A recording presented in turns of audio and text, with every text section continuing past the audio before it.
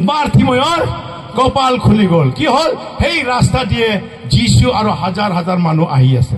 যেতিয়া যীশুৰ হাজাৰ হাজাৰ মানুহ আহি আছে আৰু সেই সময়ত তেওঁলোকে ভিক্ষাৰীবিলাকে আলোচনা কৰিছে আজি কিহৰ কাৰণে ইমান ভিৰ আজি কিহৰ কাৰণে ইমান মানুহ আহিছে কিহৰ কাৰণে ইমান সমাগম এই সকলোবোৰ শুনি পেলাই বাৰ্থিময়ে সুধিছে কি হৈছে কোন আহিছে লগৰজনে ক'লে যে প্ৰভু যীশু আহিছে যিজন নাকি অন্ধক চকু দিয়ে যিজন নাকি কৰাক তেওঁ হস্ত কৰে যিজন নাকি অহুচি ঘুচি কৰে যিজন নাকি মৰাটো জীয়াব পাৰে সেই যীশু আহিছে বুলি কৈছে তেওঁ গম পাইছে এনেকে কথা পাতি থাকোতে আলোচনা কৰি থাকোতে যীশুৰ বিষয়ে জানিবলৈ লওঁতে যীশু খোজকাঢ়ি পেলাই পাৰ হৈ গ'ল বাৰ্থিময় তেওঁলোকে ভিক্ষা মাগা জাগাটোৰ যীশু পাৰ হৈ গ'ল যেতিয়া তেওঁ শুনিলে তেওঁ শুনা মাত্ৰকে যীশুৰ ওপৰত এনেকা বিশ্বাস কৰিলে আৰু তেওঁ যীশুক মাতিবলৈ আৰম্ভ কৰিলে এনেকৈ মাতিছে তেওঁ চিঞৰি পেলাই মাতিছে হে দাউদৰ পুত্ৰ যীশু মোক দয়া কৰক বুলি কৈছে হে দাউদৰ পুত্ৰ যীশু মোক দয়া কৰক বুলি যেতিয়া চিঞৰি মাতিছে ওচৰৰ মানুহবিলাকে এওঁ কৈছে হে চুপ আমাৰ প্ৰভুক ডিষ্টাৰ্ব নকৰিবি চুপ মনে মনে থাকা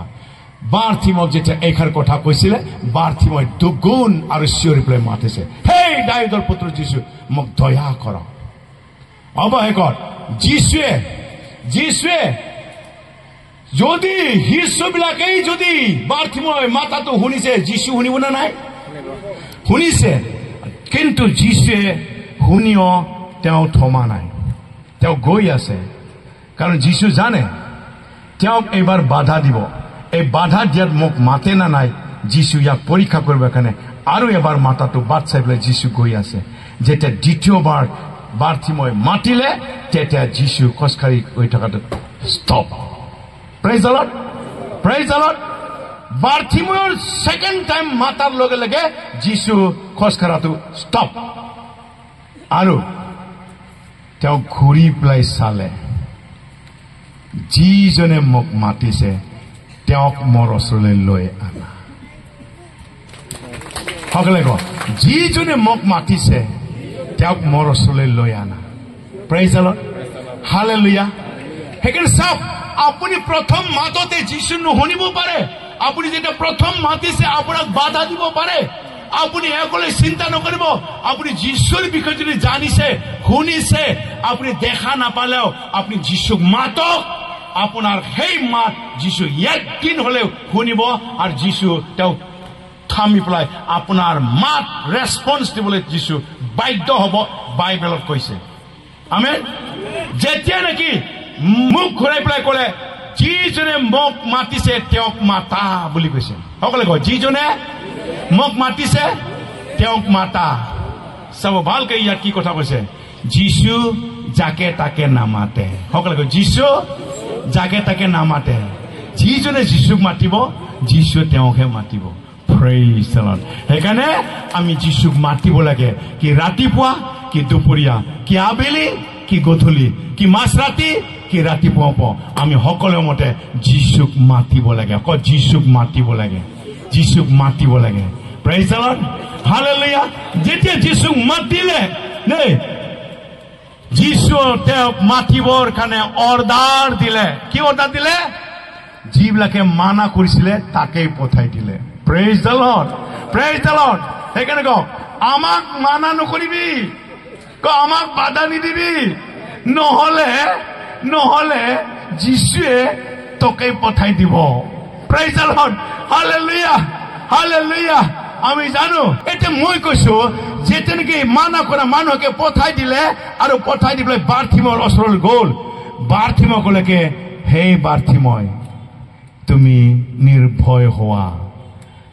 প্ৰভুৱে তোমাক মাতিছে প্ৰেইজ দ্য লৰ্ড হালেলুয়া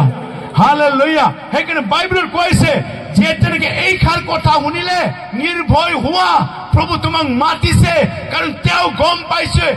কাৰণ মোক প্ৰভুৱে মাতিছে আৰু আজিৰ পৰা মোৰ এই ভিক্ষাৰী ড্ৰেছ আৰু মোক নালাগে মই এটা নতুন ড্ৰেছ পিন্ধিবলৈ গৈ আছো প্ৰেইজ দ্য লৰ্ড সেইকাৰণে তেওঁ নিজৰ ড্ৰেছটো পেলাই দিলে সেই কলা ড্ৰেছটো পেলাই দিলে আৰু তেওঁ জানে আজিৰ পৰা মোৰ ভিক্ষা মাগিবলৈ আৰু লগা নহব মই আজিৰ পৰা মই প্ৰভুৰ পৰা মই নতুন ড্ৰেছ পাবলৈ গৈ আছো প্ৰেজ দ্য লৰ্ড সেইকাৰণে তেওঁ জাপ মাৰি যীশুৰ ওচৰলৈ গ'লে আৰু যীশুৱে তেওঁ গৈ ওচৰ পোৱাৰ লগে লগে তোমাক কি লাগে ক'লে প্ৰভু মই চাব বিচাৰো আৰু যেতিয়া চকু মুকলি কৰি দিলে প্ৰথম তেওঁ যীশুকে দেখা পালে praise the lord praise the lord আপোনাক এইটোকে কৈছে যেতিয়া আপোনাৰ অন্তৰৰ হৃদয় মনৰ সকলো বেয়া বস্তুবিলাক পেলাই দিব আপুনি যীশুক দেখা পাব প্ৰথম প্ৰেজ দ্য লৰ্ড সেইকাৰণে দকমকালি ৰাতিপুৱাৰ পৰাই আপুনি প্ৰথম যীশুৰ মুখটো চাবলৈ যত্ন কৰক আপোনাৰ দিনটো বছৰটো ভালে গৈ থাকিব praise the Lord hallelujah hallelujah hallelujah এই সময়ত আমি দেখিছো বাৰ্থিময় যীশু মাতাত যদি নগলেহেঁতেন তেওঁ আশীৰ্বাদ নাপালেহেঁতেন praise the Lord hallelujah hallelujah তেওঁ যদি ৰাস্তাতে বহি থাকিলেহেঁতেন তেওঁ যদি ভিকাৰী ড্ৰেছটো পিন্ধি থাকিলেহেঁতেন আৰু যীশুক মাতি থাকিলেহেঁতেন নাপালেহেঁতেন কেতিয়াবা যীশুক বিচাৰিও যাব লাগে প্ৰেজ দ্য লৰ্ড সেইকাৰণে মই কৈছো সকলো ৰাভা কৃষ্ণ সমাজক মই কৈছো আজি ৰাভা কৃষ্ণ সমাজৰ পৰা আপোনালোকে একেলগে মঞ্চত জাতিৰ কাৰণে প্ৰাৰ্থনা কৰিবলৈ মাতিছে আপুনি আহক আহি পেলাই একেলগে প্ৰাৰ্থনা কৰক ইয়াতে আপোনালোকে যীশুক লগ পাব আৰু যীশু আপোনাক লগ ধৰিবলৈ আহিব আৰু আপোনাৰ কাৰণে প্ৰয়োজনীয় যীশুৱে আপোনাক আশীৰ্বাদ দান কৰিব praise the Lord hallelujah hallelujah আমি যীশুৰ ওচৰত আমি আহিব লাগে বহি থাকিলে নাপাব যীশুৰ ওচৰত আমি আশীৰ্বাদ ল'বলৈ যাব লাগিব প্ৰেজ দ্য লৰ্ড সেইকাৰণে যিবিলাকে আহিছে মই কৈছো আজি আপোনালোকে বস্ত্ৰ সলনি কৰি যাব আপোনালোকে যীশুৰ পৰা আশীৰ্বাদ লৈ যাব আৰু আজিৰ পৰা আপোনালোকে যীশুক চাব আপোনাৰ মালিক আগতে কোন আছিলে আপুনি ভাবি চাওক আপুনি কি অৱস্থাত আছিলে আপুনি ভাবি চাওক আপোনাৰ কোন ৰাস্তাত আপুনি গৈছিলে ভাবি চাওক এটা গাধক সেই সময়ত মালিকে কোন ৰাস্তাত লৈ যাব পথাৰত লৈ যাব ধান বুটলি আন বজাৰত লৈ যাব বজাৰৰ পৰা বস্তু কঢ়িয়াই লৈ আনা অৰণ্যত যাব ঘাঁহ বুটলি আন এই সকলোৱে এইটোকে কাম কৰি থাকিব আপোনাৰ সেই মালিকে আপোনাক তিলকৈ এইদৰে আপোনাৰ শাস্তি দি কাম কৰাই আছে কিন্তু যেতিয়া যীশু খ্ৰীষ্টৰ ওচৰলৈ মালিক সলন কৰি যেতিয়া আহিলে আপোনাক কি কৰিলে আপোনাৰ বস্ত্ৰ সলাই দিলে আৰু আপোনাক সজাই দিলে যীশুক ৰজাক প্ৰশংসা কৰাৰ লগে লগে গাধকো প্ৰশংসা কৰিবলৈ পালে গাধকো প্ৰশংসা কৰা হৈ গ'ল আৰু গাধক কেতিয়াও ভাবা নাছিলে মোৰ লাইফত যে মই ইমান ধুনীয়া ড্ৰেছ পিন্ধিবলৈ পাম মই ভাবাই নাই মোৰ লাইফত যে মোৰ জীৱনত যে সকলোবোৰ যেনেকে সৃষ্টিকৰ্তা মোৰ ওপৰত যে উঠিব মোৰ তাতে আহিব মই কেতিয়াও ভাবি পোৱা নাই মই কেতিয়াও ভাব পৰা নাই যে মোক লৈ যে মানুহবিলাকে প্ৰশংসা কৰিব মোৰ লাইফত কেতিয়াও মই ভাবি পোৱা নাই মই কেতিয়াও লাইফত পোৱা নাই যে মই যিফালেদি খোজ কাঢ়িব সেইফালেদি মানুহবিলাকে মোৰ কাৰণে কাপোৰ পাৰি দিব মই লাইফত কেতিয়াও পাবা নাই কিন্তু আজি সঁচাকৈ মালিক সলনি হোৱাৰ পিছত মোৰ জীৱনত কিমান ধুনীয়া খবৰ praise the Lord hallelujah hallelujah সেইকাৰণে কৈছে আমাৰ ৰাস্তা যীশুৰ লগত থাকিলে সোণৰ ৰাস্তাত আপুনি খোজ কাঢ়িব পাৰিব জগতৰ মানুহবিলাকৰ ৰাস্তা সেই অৰণ্যত সেই বজাৰত সেই পথাৰত আপুনি বজা তুলি আপুনি জীৱনটো পৰিশ্ৰম কৰি আপুনি শেষ হৈ যাব কিন্তু যীশুৰ লগত হলে আপুনি প্ৰশংসাৰ যোগ্য হ'ব আৰু সেই সময়ত কৈছে গাধ পোৱালিত উঠি অহাজনৰ জয় হওক কৈছে নে নাই কৈছে নে নাই যীশুৰ লগত গাধ প্ৰশংসা পালে নে নাই আৰু যীশুৰ কাৰণেহে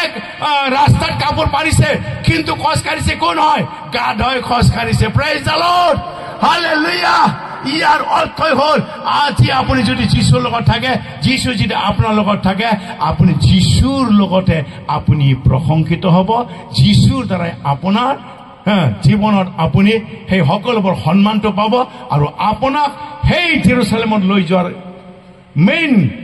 উদ্দেশ্যটো হ'ল আপোনাক স্বৰ্গ ৰাজ্যত আপোনাক এনেকুৱা ধৰণৰ আপোনাক স্বৰ্গ ৰাজ্যত তেওঁ তুলি লৈ যাব প্ৰেজ দ্য লৰ্ড হালেলুয়া